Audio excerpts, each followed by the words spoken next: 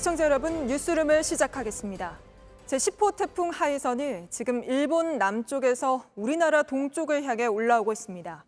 태풍의 강도는 매우 강이고 시속은 30km 정도입니다. 강도가 초강력에서 매우 강으로 내려간 것이기는 합니다만 하이선은 여전히 강력한 태풍입니다. 벌써부터 제주 남쪽 먼 바다에는 태풍특보가 발효됐습니다. 오늘 밤부터 제주를 시작으로 내일 하루 한반도에 큰 영향을 끼칠 것으로 보이는데요. 먼저 김재현 기자가 태풍 하이선 경로를 짚어드리고 피해가 걱정되는 지역들을 하나하나 연결해 상황 알아보겠습니다. 제10호 태풍 하이선이 매우 강한 상태로 북상하고 있습니다. 어제 가장 높은 단계인 초강력 상태보단 다소 약해졌지만 중심 최대 풍속이 초속 45m에 달할 정도로 강한 태풍입니다. 현재 일본 가고시마현 남쪽 해상에서 시속 30km의 빠른 속도로 올라오고 있습니다. 간접 영향권에 들어간 오늘 오후부터 전국 곳곳에는 비가 내리고 있고 제주도 남쪽과 남해 먼바다엔 태풍특보가 내려진 상태입니다. 내일부터는 전국이 태풍의 직접 영향권에 들어갑니다. 기상청은 하이선이 내일 아침 9시쯤 부산 인근 해상까지 올라온 뒤 동해안을 따라 북쪽으로 이동할 걸로 내다봤습니다. 오후엔 강릉, 저녁엔 북한 청진 쪽으로 이동할 걸로 보입니다. 태풍 이동 경로와 가까운 경상도와 강원 영동 지역에선 강한 바람과 함께 100mm에서 많게는 400mm 넘는 비가 올 것으로 예상됩니다. 중앙재난안전대책본부에선 태풍 북상 시간을 고려해 일부 지역의 출퇴근과 학교 등하교 시간을 조정해달라고 긴급 요청했습니다. 오늘 문재인 대통령도 위험 지역 통제와 시설 점검 등 태풍 대비에 주의를 기울여 달라고 당부했습니다. JTBC 김재현입니다. 태풍 하이선 경로를 다시 한번 좀 띄워드리겠습니다. 제주도를 시작으로 점점 올라오면서 오늘 밤부터 내일 하루 종일 한반도 전체에 영향을 줄 것으로 보이죠. 제주도는 앞으로 9시간 정도 뒤, 그러니까 새벽 4시에 하이선이 서귀포와 가장 가까워질 것으로 예보돼 있습니다. 서귀포 동쪽 약 310km 부근에 있을 것으로 보이는데요. 바로 현장 연결해 보겠습니다. 자, 서영지 기자. 어제도 저희가 제주도를 좀 연결했죠. 어제랑 좀 다르게 태풍이 가까워진 게 느껴집니까? 네, 어제도 저희 취재진이 이곳 제주 서귀포시 법한포구에서 연결을 했는데요. 어제는 비도 많이 내리고 바람도 거세서 저희 취재 기자가 휘청거릴 정도였습니다. 그러나 오늘 제주는 비도 거의 내리지 않았고 바람도 세지 않았습니다. 조금 전인 6시부터는 바람이 조금씩 불기 시작했고요. 비도 조금씩 떨어지는데 눈에 띄는 것은 파도입니다. 어제 오후부터 높아졌던 파도는 오늘 점점 더 거세지고 있습니다. 예, 지금은 일단 이 비바람이 약하다는 거군요. 그런데 제주에는 태풍 예비특보가 내려졌잖아요. 네, 기상청은 내일 새벽 기준으로 제주도에 태풍 예비특보를 발표했습니다. 제주와 가까울 때인 내일 새벽 4시에는 초속 40m의 강풍도 예보돼 있습니다. 내일 오후까지 제주에서는 최대 300mm의 많은 비, 그리고 순간 초속 최대 40m의 매우 강한 바람도 예보돼 있습니다. 특히 기상청은 높은 파도와 폭풍 해일에 주의해야 한다고 당부했습니다. 예, 제주는 불과 나흘 전 태풍 마이삭 때도 피해가 크지 않았습니까? 네, 제9호 태풍 마이삭이 제주에 가장 가까웠던 지난 2일 저녁 8시쯤인데요. 제주도 북동쪽에 있는 구자읍에서는 한 양식장의 지붕 시설물이 날아가 인근 주택 7채를 덮쳤습니다. 쇠파이프가 주변 마을로 날아든 건데요. 저희 취재진이 오늘 해당 현장에 다시 가봤는데 양식장의 물과 물고기는 다 빼놓고 이 태풍 하이선에 날아갈 만한 부품들을 치우고 있었습니다. 아직 복구가 채 완료되지도 않았는데 다음 태풍이 온다고 해서 제주도민들이 상당히 긴장한 상태입니다. 예, 지금 배나 비행기 뜰 수 있습니까? 네, 하늘길은 일부 막혔습니다. 출발 7편과 도착 9편의 항공이 결항됐고요. 도착 1편이 지연됐습니다. 뱃길은 거의 막히고 일부만 뚫렸습니다. 네, 알겠습니다. 제주도 상황 서영지 기자였습니다. 네, 이번에는 부산으로 가보겠습니다. 부산은 내일 오전 9시쯤 하이선과 가장 가까워질 것으로 보이는데요. 해안가에 초고층 빌딩이 많아서 불과 사흘 전에도 태풍 마이삭 때문에 유리창이 수십 장씩 깨지기도 했죠. 주민들이 공포감마저 호소하고 있다는데 광안리 민락수변공원에 저희 취재 기자가 나가 있습니다. 자, 구석진 기자, 지금 그쪽 상황은 좀 어떻습니까? 어두워서 잘 보이지 않는데요. 네, 비는 내렸다 그쳤다를 반복하고 있고 바람은 아직 잠잠한 편입니다. 하지만 평소 같으면 나들이 객들로 붐볐을 이 밀락수변공원은 지금은 태풍 북상 소식에 발길이 끊기는 등 적막감만 감돕니다. 여기엔 태풍의 위력을 실감할 수 있는 큰 바위들이 있습니다.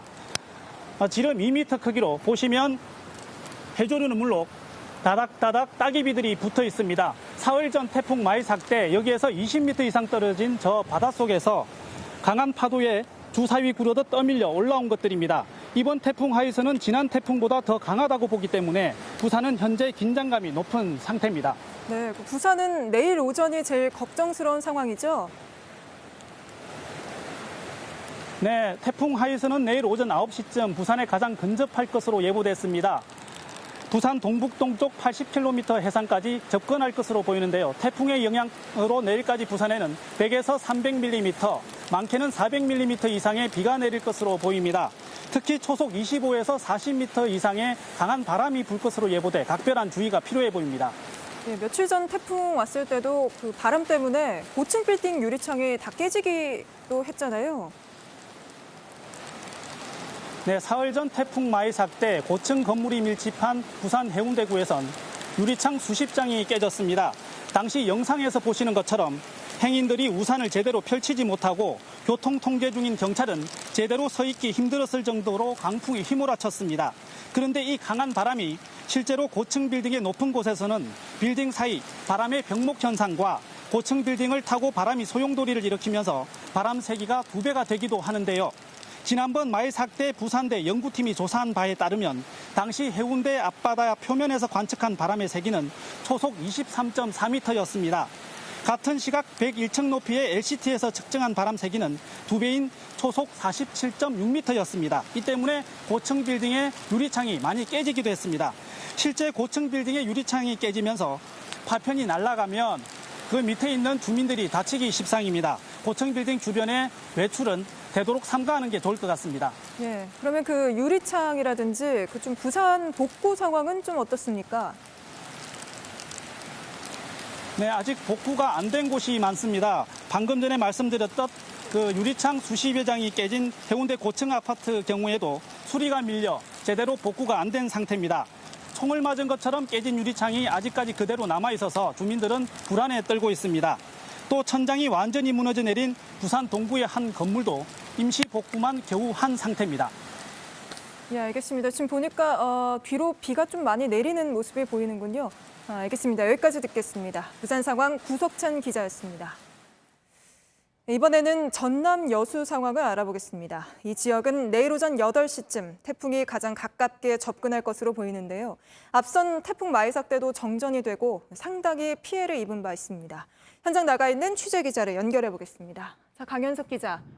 지금 한눈에 보기에도 좀 바람이 많이 부는 것으로 보이는데 그쪽 상황은 좀 어떻습니까? 네, 저는 지금 여수시 국동항에 나와 있습니다. 당초 예상과는 달리 태풍이 직접 상륙하는 지점은 아니지만 이동 경로 바로 왼쪽에 있기 때문에 지금 화면으로 보시는 것처럼 굉장히 강한 바람이 불고 있습니다. 아직 태풍이 최근접 상태가 아닌데도 여수엔 초당 10m가 넘는 바람이 불고 있습니다. 이곳 국동항에도 태풍을 피해 많은 어선들이 정박해 있는데요. 여수 전역에서 현재 등록된 어선 약 3,900여 척이 각 항구마다 나눠서 대피 중입니다.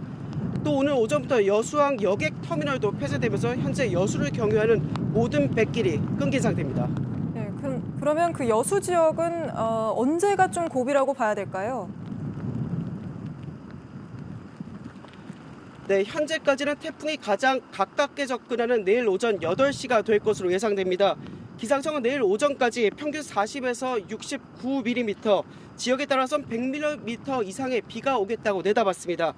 특히 바람이 문제인데요. 최대 초당 20m가 넘는 강풍이 예상되는 만큼 각별한 대비가 필요해 보입니다. 네, 여수도 지난 태풍 때 피해가 크지 않았습니까? 네, 그렇습니다. 지난 9호 태풍 당시 여수에는 평균 140mm가 넘는 상당히 많은 비가 내렸습니다. 또 순간 최대 풍속이 초당 35m에 달하는 등 거센 바람까지 불면서 정전 그리고 농작물 피해 등이 속출했는데요. 이 때문에 주민들은 곧바로 또 오는 태풍에 대한 우려가 상당했습니다. 강풍과 침수 피해를 입었던 주민들의 이야기 차례로 들어보시겠습니다. 아무리 내가 잘하냐 할지라도 나 이렇게 태풍이 와서 쓸어버리는데 뭐 오전 내내 언납게 쓰러진 곳에 언납게 이렇게 세워보다가 다 치웠어요. 옷을 다 올리고 여기다 올리고 저기다 올리고 많이 온다면 또 이제 또 치야죠.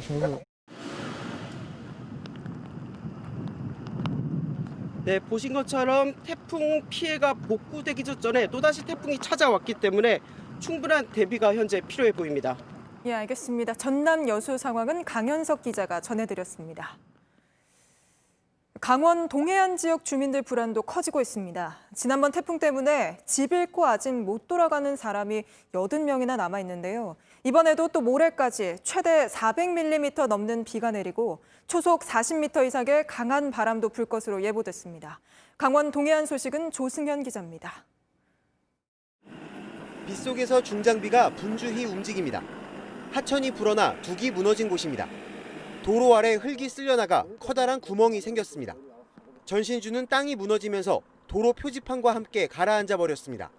급한 대로 마대를 쌓고 무너진 곳에 흙을 채워 넣습니다. 물에 잠겼던 집 안이 엉망입니다.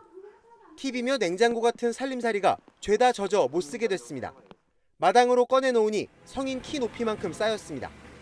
미처 말릴 새도 없이 또다시 다가오는 태풍에 한숨부터 나옵니다. 산사태라든가 또 집에 또 더 물이 차서 더 이상 집이 무너질까 봐 그 염려도 되고 당분간 또 어떻게 해야 되나 그것도 또 걱정이 되고. 이웃집은 담벼락이 무너졌습니다. 집주인은 가족 집으로 몸만 피했습니다. 근처 비닐하우스 안엔 흙범벅이 된 고추가 며칠째 방치돼 있습니다. 지난 2일과 3일 태풍 마이삭으로 강원 동해안은 큰 피해를 입었습니다. 집계된 시설물 피해만 수백 건에 이르고 이재민 80여 명이 아직 집으로 돌아가지 못하고 있습니다. 이런 가운데 제10호 태풍 하이선은 내일 오후 3시쯤 삼척 동쪽 60km 해상을 지나 북상할 것으로 보입니다. 모레까지 최대 400mm 넘는 폭우와 초속 40m 강한 바람이 예보됐습니다. 설악산 등 국립공원 4곳이 모두 통제됐고 영동선 철도와 울릉도를 오가는 여객선 2개 항로도 끊겼습니다. JTBC 조승현입니다. 지금 태풍이 와 있는 일본 모습을 보면 그 위력이 얼마나 강할지 가늠할 수 있을 텐데요. 태풍 영향권에 든 일본 남서부 지역에서는 3만 가구 정도가 정전이 됐고 또 약 80만 명에게 피난 지시가 내려졌습니다. 정재훈 기자입니다. 커다란 파도가 세차게 몰아칩니다. 파도는 도로까지 덮칩니다. 비바람에 나무가 쉴 새 없이 흔들리고 바람을 견디지 못한 나무는 부러졌습니다. 태풍 하이선 영향권에 든 일본 남서부 지역에서 피해가 속출했습니다. 오키나와와 가고시마에선 3만여 가구의 정전이 발생했습니다. 또 가고시마를 포함한 4개 해안 약 80만 명에겐 피난 지시가 내려졌습니다. 오키나와와 규슈 남부 지역 공항을 출발하는 항공편 500여 편이 결항됐고 대형 편의점과 백화점 등도 일부 휴업하거나 영업시간을 단축했습니다. 다만 태풍이 당초 예상보단 다소 약해지면서 특별경보 발령 가능성은 작아졌다는 게 일본 기상청의 설명입니다. 그럼에도 태풍이 여전히 강한 위력을 유지하고 있고 경험하지 못했던 기록적인 폭우나 바람, 해일 피해가 발생할 것으로 예상되는 만큼 최대 수준의 경계를 해달라고 발표했습니다. JTBC 정재윤입니다.